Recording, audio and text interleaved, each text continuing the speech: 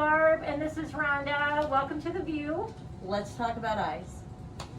So today we're going to be talking about visual field testing and everything that's involved with visual field testing.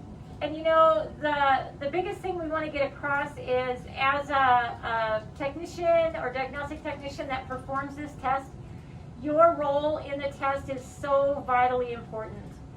Don't ever underestimate that it's just a test and that you're just a tester. We gather so much information from this test for the doctor, and how you perform it and how you help the patient perform it is so incredibly important. The key to good visual field testing is communication with the patient and being alert and aware. Always look at your patient and know the previous diagnoses. Take a quick peek at the previous visual field. See if they already have some sort of problem with their visual field. Know why the doctor is doing the testing. It's very important to understand, and that's going to be a very common question when a patient comes in. Sometimes when they're elderly, I don't even know why I'm taking this test, especially a test where they're put in a room, the lights are down, and they're moving forward and not knowing what's going on. You don't want to have to restart a machine over and over. And the best thing you can do is help the patient feel comfortable in doing the test. You don't want them to be anxious about it. And like we talked about before, explaining how to do the test in simple terms, not technical terms like we understand, but in their terms, so it's easy for them to relate to it. It's very easy for you when you're talking to a patient to be using words that they have no clue what you're saying when you use the words. Yeah. I will tell the patient when the patient's getting ready to do the visual field. Now I'm going to hand you the beeper, also known as the patient response button. And I call it the clicker. Everybody has their own way. What makes the patient have that understanding? Let them press it a couple of times prior to getting up there. You don't want them the first time they get up there to press and hold. You know, it's a press and release, and having that understanding of what this is in their hand, that comes more natural. Yeah, exactly. And you know, when you will notice them once in a while, if they don't understand that, they will press and hold it, and that causes a test to pause. Yeah, we have to just make sure that they're clear that it's a press and release. Yeah. Sometimes patients need to hold it in an opposite hand. Yep. There's a lot of elderly people that don't have the proper grip, and that's okay. I usually ask them, what hand do you write with? Or tremors, that kind of thing too. Yep. It's going to be pressing that button in response to a light that they see. Yep. So one of the first things that we're going to be talking about today is proper positioning and getting the patient ready to take the test. I have a little spiel that I give the patient. The most important thing about taking a visual field test is looking straight ahead at the golden bullseye. While you're looking straight ahead at the golden bullseye, lights are going to flash one at a time, up above, down below, to the side. But the machine's not always flashing a light, even though it sounds like it is. The machine has to make a sound to flash the light, so the machine is always going to be making a sound. It's important for the patient to understand that they can blink if they need to. Blinking is very important. You don't want the front of the eye to dry out or the eyes to start tearing and watering. But you also want them to understand that their eye is being held still to hold the visual field, their visual field still. Right, and it's really, really important to make sure that they don't start searching for those lights. I always tell them there are lights you're not supposed to see, so don't search for them. It's okay if you go through a period of time where you don't see any. The machine in the very first few moments of taking the test is actually plotting the blind spot for the patient, and that is part of how the machine knows that the patient is looking up and away around. One of the first things that a doctor does look for when they're looking at a visual field is what's the reliability of this visual field. That reliability comes from several different factors. One, did the patient look away when the machine was checking the blind spot? If they're looking up and around, it moves the blind spot, the patient gets a light in the blind spot, boop, they press the button because it's the brightest light that they have shining. In the average patient, when they're looking in the visual field, if the blind spot has been plotted properly, while they're looking straight ahead, the machine can flash a 5 light, which is the brightest light that it has, and the patient will not respond by pressing that button because you actually have zero sight in your blind spot. A lot of people are like, the blind spot, I just thought it was when I was driving down the road that, you know, the car has a blind spot. No. Humans have blind spots, one in each eye. And you will see that when you print out the visual field. You'll see a nice little black area, you know, that is plotted out, and you have to understand that them having that good gaze straight ahead at that golden bullseye, that is what is one of the most important things, not looking around at that visual. And if that visual field spot is incorrectly plotted because of them moving their eye, every time that light is shown over there, they're gonna hit that button, and it's gonna cause your fixation loss. Yeah, Because the reliability is going to go down. The reliability is going to go down. So if you see that the number of fixation losses is going up, and it shouldn't be, don't be afraid to stop that test and start over, because something's not right. Take a look at the physical appearance of your patient. Is it a patient that has neck stenosis? Are they going to have a hard time coming forward and putting their chin down and their forehead up? One of the things you're going to do is you're going to move your table up and down to get them into their right positioning as what's needed. They're not going to do the test with their glasses on. Right, I know. They'll be removing their glasses. I always start with the right eye, unless I know that it's the first time that they're taking the test and they need to know how good of a test you need to know how good of a test taker they're going to be, and they need to have a good understanding of that test. If they have poorer vision in that right eye, you don't want to start with the right eye the first time they're taking a test. Yep. You want to start with the left eye so that they can see this is the way it's supposed to be, so that when you do go to that other eye, that's their first time taking that test in that eye, that they have the understanding of, oh, I'm not seeing anything like I did the other one. Right. Or if they don't have good fixation that's centrally, you may have to use the larger blind spot in order to get them to have a fixation. You want to have them start out on a positive note, because they get frustrated on that first one. It's going to set the tone for the whole test. So that's a good point. The most common thing that people do is look up, around, and off of their target. The second most common thing that people do is not keep their forehead up there. Yep. So it's important to remember when they're placing their chin down and their forehead against the bar, that pressure remains the same.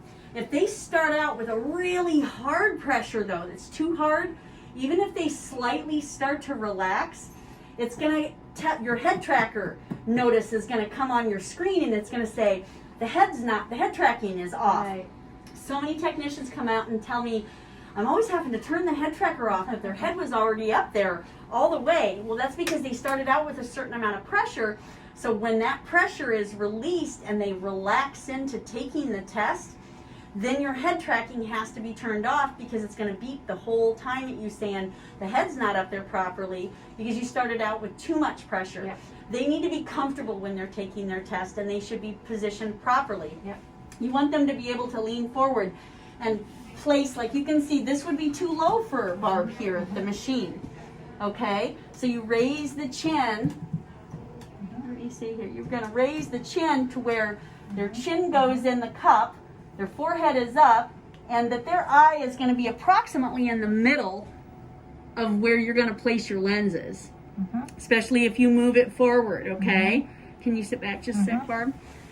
So the next thing that we're going to talk about are The lenses. the lenses. Yeah, and the most important thing about this, if you have just a spherical lens, either actually whatever lenses you take, whenever you're taking them out of the trial lens tray, hold them up to the light. Take a look at them. Are they dirty? Do they need to be cleaned? Is it a spherical lens? If you're looking for a spherical lens, is it a toric lens? Does it have the hashtags on it for your cylinder?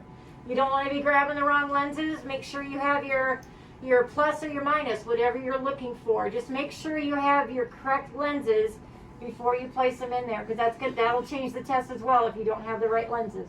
It's really important, especially when you're dealing with visual field lenses. The lenses get moved right back and forth against themselves quite often. And it's not uncommon for me to come in, pick up a lens and go to place it and go, centrally there are all these little scratches. That will cause a visual field defect for that patient. They're not going to see They're gonna struggle. the lights as well. Remember, what we deal with is light traveling through the glass, you know, and we need it to go in the right direction. And if it's all going to be skewed off, if centrally it's all scarred up. So if you can't find that, you need to find one that's not scarred up centrally. And we see it a lot. The cylindrical lens needs to always be placed in the proper position in the back, the furthest away slot. There are two slots, the forward and the backward. It needs to be placed in the back slot. That does not go in the front slot, even if there's only one lens there and it is a cylindrical lens. It's important for you to remember when you're dealing with this that if you are doing the right eye, from here, why don't you explain it since you're over there, Barb? When we're doing the right eye, we want this tab temporally on the cylindrical lens. We don't want it to cause any kind of artifact with it being on this side. So when we want to switch it to the left eye, you're actually going to want to flip this over so you can get the same axis that you need, but have that tab over on the temporal side when you do the left eye. And it's the same way when you go on the opposite eye. If you're trying to do the opposite eye and you have this nasally flipped and you're like, oh, I can't get to my sill that I need to get to, just take it off, take it out and turn it around. flip it all the way around, and then you're going to to be able to dial it to where you need to. So each side has the opportunity to be able to move the full 90 degrees that you need to get in there and say, okay, where's my axis? And if you can't get to that axis, flip it over, and you can move it the other direction that you need to. Make sure when you're sliding the lens in that the lens is not up or not sitting properly. Some of those thicker lenses, you need to make sure that they're seated properly, and you don't want to have one up here and one down here. You want to have them always keep them lined up. The sphere lens can go in any direction, and it's the same vision in any direction. But the sill, of course, we know that's not true. You got to have it at the axis that it needs to be Correct, at. correct. When you're talking with the patient about doing a visual field, it's very important for them to have that knowledge of why they're doing this test.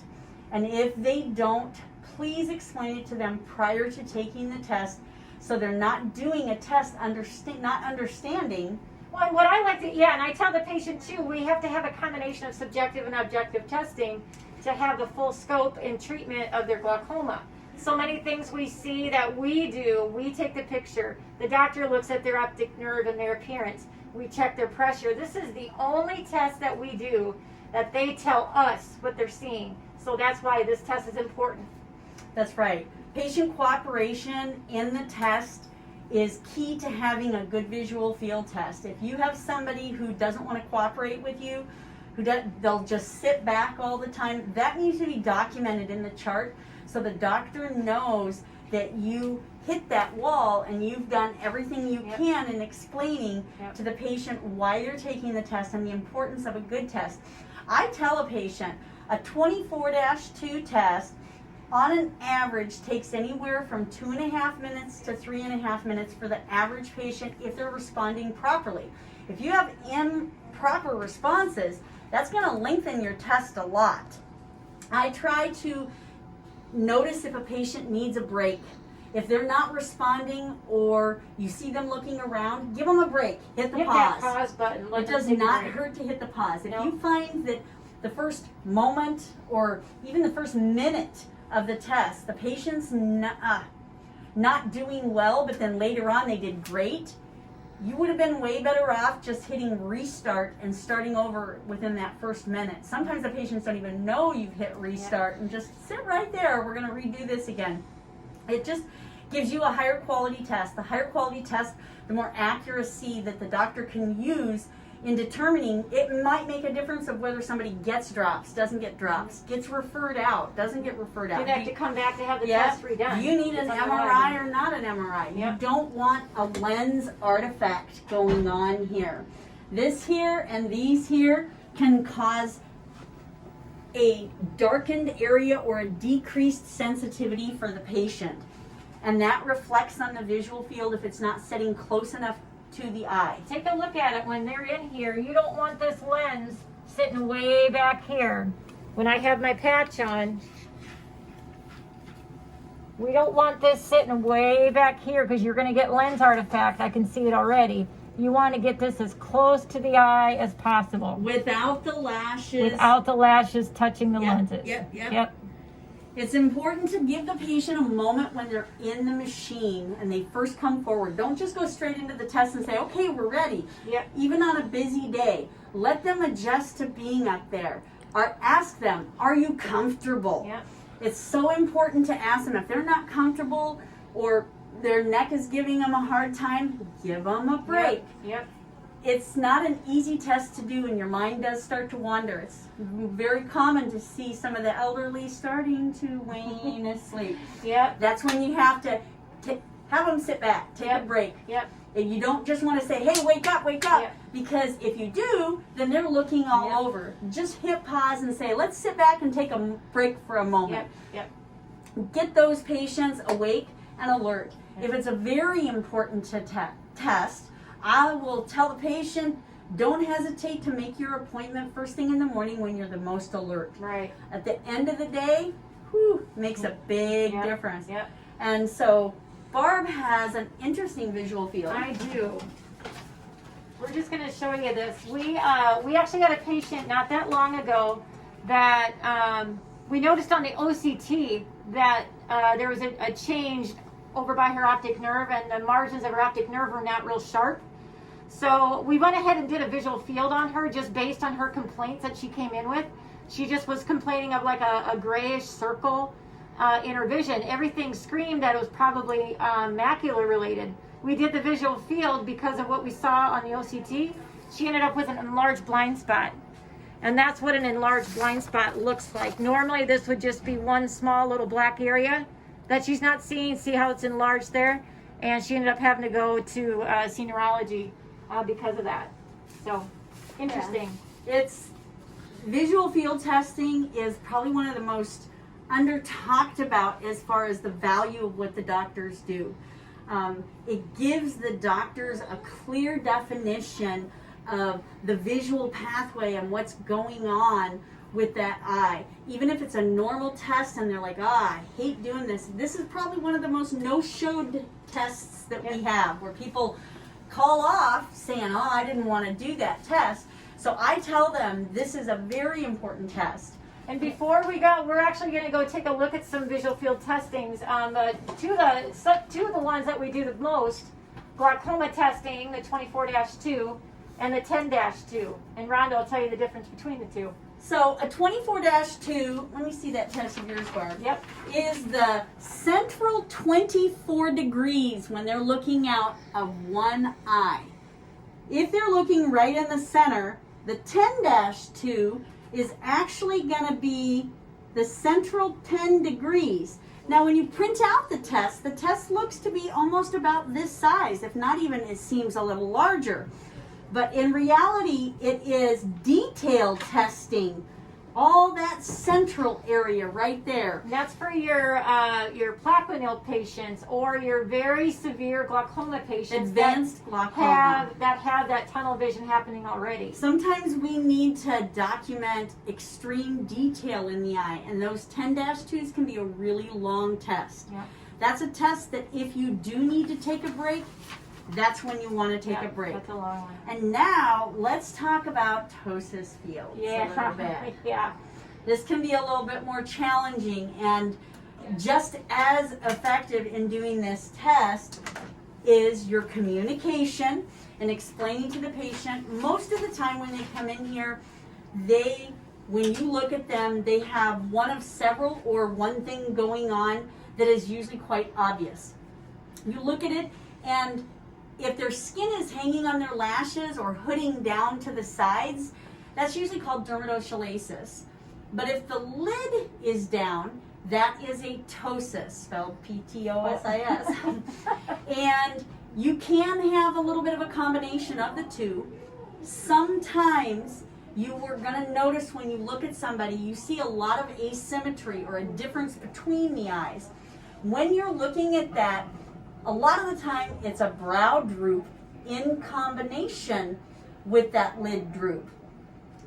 Other times you look at them and it looks like their eyebrows are halfway up their head, and that's because their body has naturally started lifting and lifting and lifting to help keep those lids open so that they can see.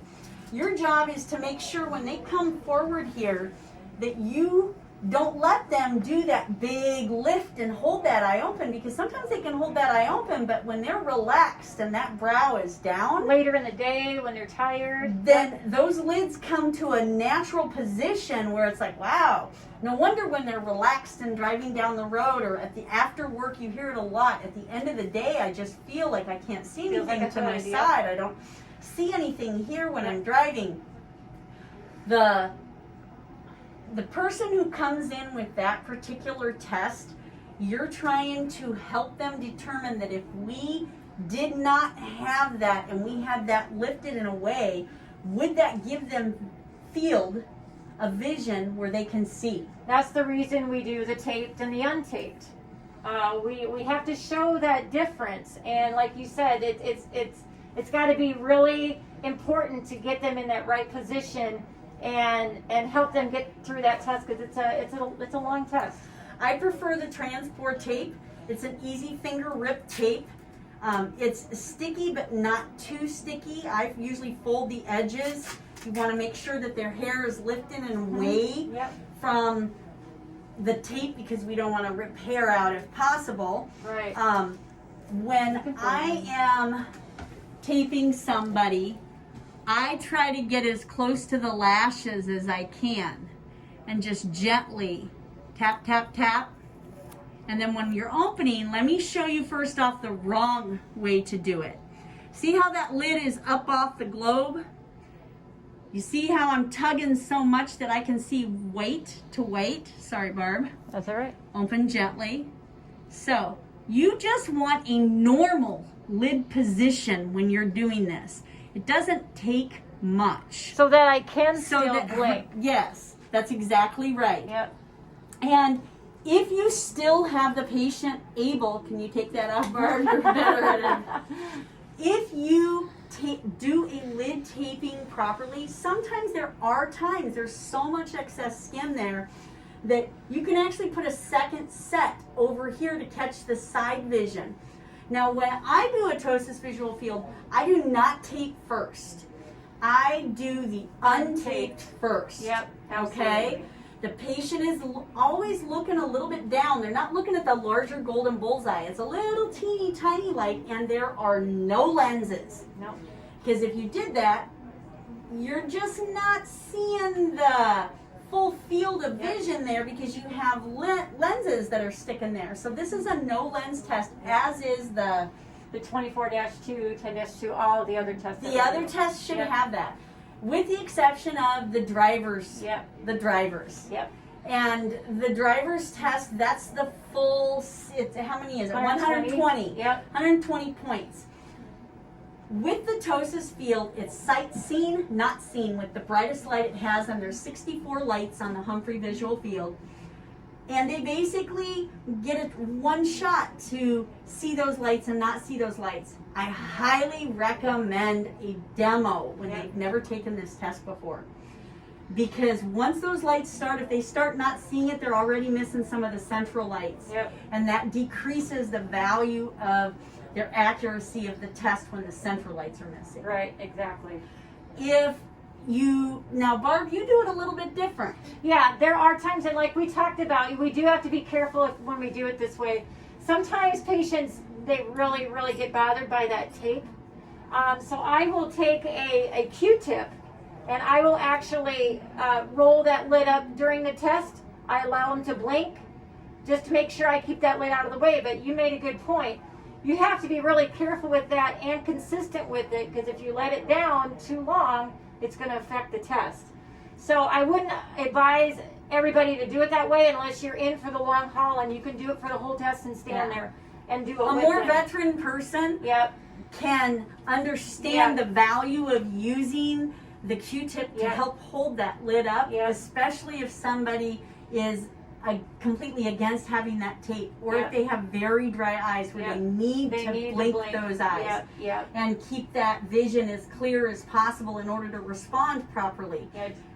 It is a technique that has a really good value when you're doing it and you have somebody that needs to sit back more often, but you have to be very interactive with the patient. Oh yeah, on you that. have you have to be right with them while they're doing You it. also have to get a lot closer. Yep.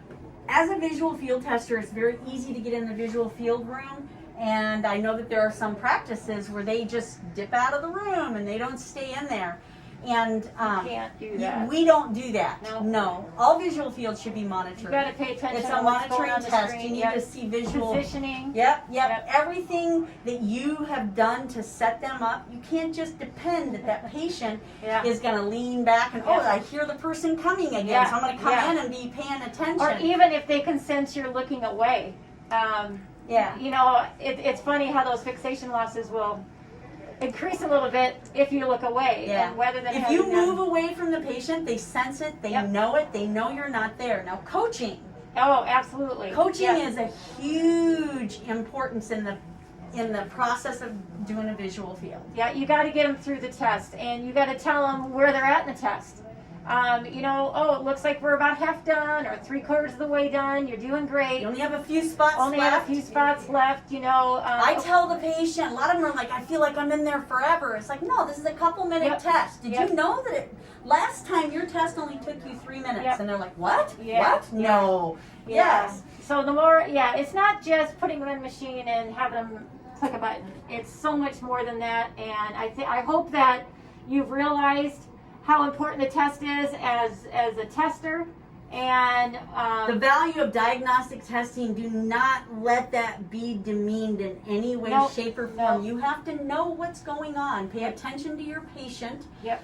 Be alert during the test. Ask questions if you don't understand. That's something. right. Yep. And always ask that question, what is this? Yep. Follow up on your visual fields. If you see a defect that's different, find out why that defect was there, or if the doctor referred them on for testing.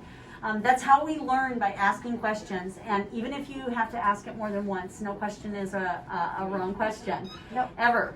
So And now I think what we're going to do is we're going to go see once if we can find one of our doctors to talk about more visual field testing. So let's follow up. yeah, come. So, one of he in his our office? more renowned doctors and very busy here at Suburban Associates in Ophthalmology is Dr. Mark Pietrowski. And he agreed to be in this section of the view. So let's see if he's ready. Dr. Pietrowski, Let's go talk are about you some ready? eyes. Talk about eyes? Sure, come All on right, come on in. Thanks for joining us today. in. Sure. We just went over all the specifics of how to do the test, how to properly perform the test, some details about that. So we'd like you to just talk about the different kind of findings that you find when we do those tests for you. Sure. So, first we can talk about reliability of the test. As you probably heard from Barbara and Rhonda, it's important for the technician to explain to the patient why we're taking the test, how to take the test. It's really important if there's any other issues as far as that's making it difficult for the patient to get a good result. Maybe there are cognitive issues, maybe the patient's falling asleep during the test. These are all pertinent information that the technician can tell the doctor. So we can kind of rely to determine whether it's a reliable test or not. Now when we're looking at the test, so we'll start out with a normal visual field here. So what I'll look at first is the fixation losses, false negatives, false positives, and see if this is a reliable test or not. And then we kind of go from there. The normal visual field will always have this black spot here, which is called a blind spot. And it's on the left side of the visual field on the left eye. It's on the right side of the visual field on the right eye. So that's an easy way, without looking up here to see if it's a right or left, to know which eye this is. And that's your natural blind spot. It basically represents the portion of the retina that has the optic nerve that doesn't have any vision in it, and we're born with that, so we never know we have it, but when you do a field like this, it comes out right there. So that's normal. Now going to some of the other classic reasons why we would do a visual field would be glaucoma. There's some neurological issues we'll get into, and then lastly, ptosis. So these upper fields here show visual fields, classic visual field defects that we would see in glaucoma patients. So this here represents an inferior arcuate and inferior step. That's classically seen in glaucoma patients, and there's a little bit of an superior arcuate here and superior step here as well. If you look at this field here on the left eye, this would be the blind spot right here on the left. So that's normal, but then as you go farther here, you'll see the superior arcuate and superior step. And these are seen in glaucoma patients. You can also take a look here that the patient had a lot of false positive errors. It says excessive false positives here. So you have to take that into account, that the reliability may be a little bit low on this, but that's a pretty characteristic finding in glaucoma patients. Can I ask a question? Yeah. So this visual field here on the right, where it comes very close to the center vision, would you expect that patient to have maybe a slightly lower vision just generally? Yes, yeah. So if it comes into the center like this, that kind of a defect would represent worse glaucoma. So their fixation responses are going to be a little bit harder. That might be somebody, if it gets really close to that central fixation, where you really have to coach them a little bit more, saying, really look at that bullseye, look straight ahead. And so, very cool. Yeah. So you know, a visual field is just kind of one piece of the puzzle, I always say. So it's not the end all be all. We always have to look at, you know, the way the nerve looks, the OCT of the nerve when you're looking at glaucoma, the pachymetry, the pressure, and you kind of take that all together. As you know, as I mentioned before, it's a subjective test. So unlike a fundus photo or an OCT of the nerve or MAC, where you need a minimal, the patient has to look at a fixation light, but a minimal patient cooperation, this test is whether it's reliable or not is dependent entirely on the patient. And that's basically the number one rule, is the patient has to understand what they're doing, how to take the test. Otherwise, you're just not going to get a good result. And some things you can't control. If the patient's tired and falling to sleep, if there are cognitive issues, you can't really control those. Sometimes there's a language barrier, so we can use the resources we have here in the office to go overcome those, to try to get the doctor a good test. So that's important. So let's move on. We'll move on to some neurological issues here. So this test here, this is the same patient. This is the right eye. You can tell because there's the blind spot on the right side. This is the left eye, and the blind spot's actually covered by the visual field defect. But this basically shows a defect in one quadrant.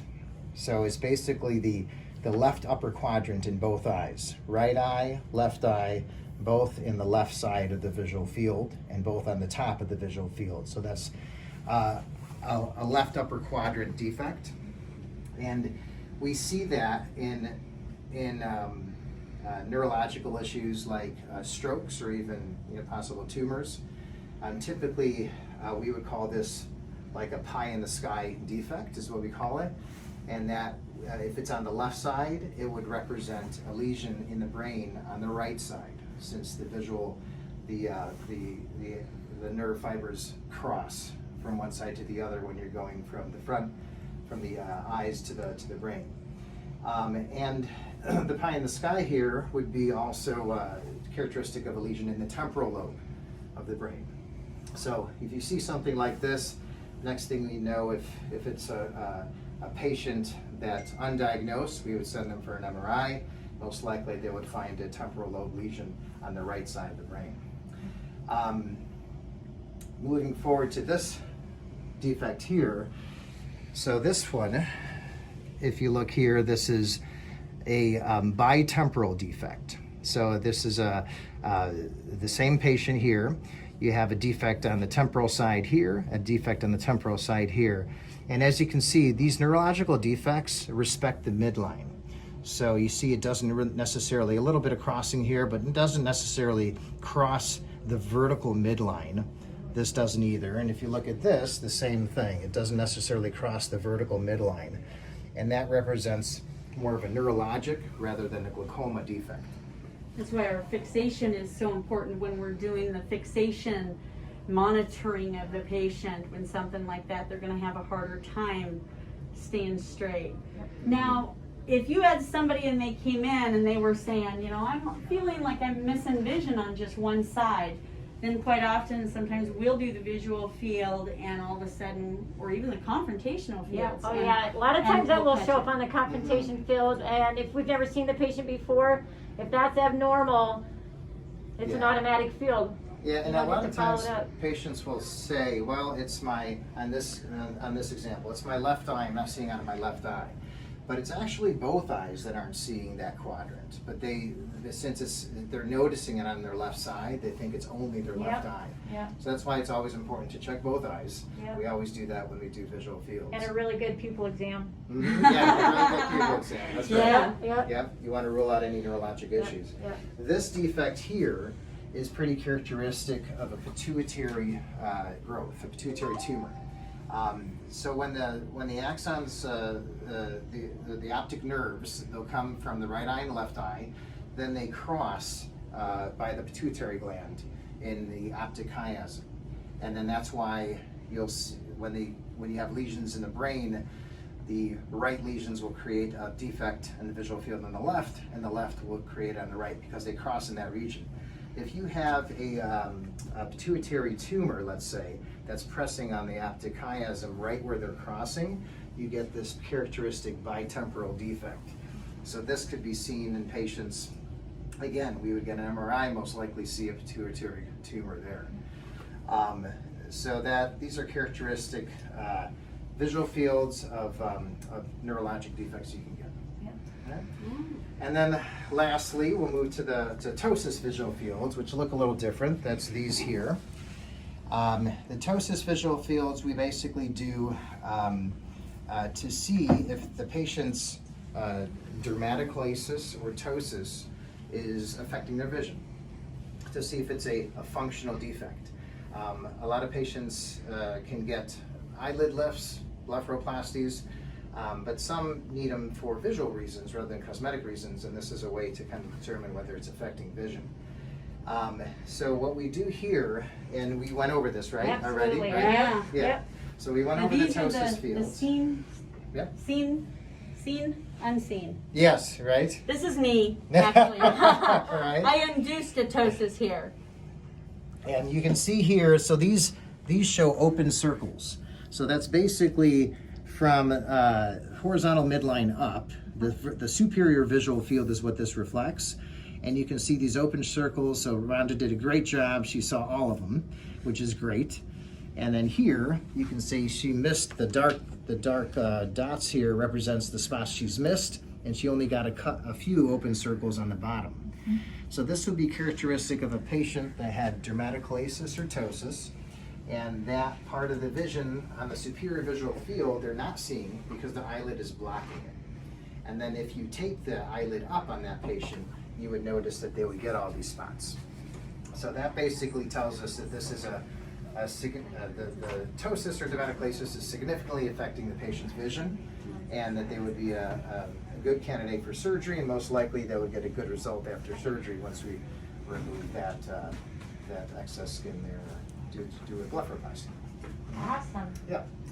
Well, thank you for joining us and going over those different fields. I Just hope to talk about eyes, Yeah. Sure. just wanted to Mhm. kind of get a good idea of what we're supposed to do for visual fields. Help make and- your job easier, and I Yeah. hope everybody maybe learned something new or reinforce what you already know. But thanks again, Dr. Kuchowski, for joining us. Yes. Absolutely. We'll we see you next appreciate time. you My seeing us pleasure. on The View. I'm sure we'll see you again. Yeah. Sounds good. We'll All see you right. next time on The View.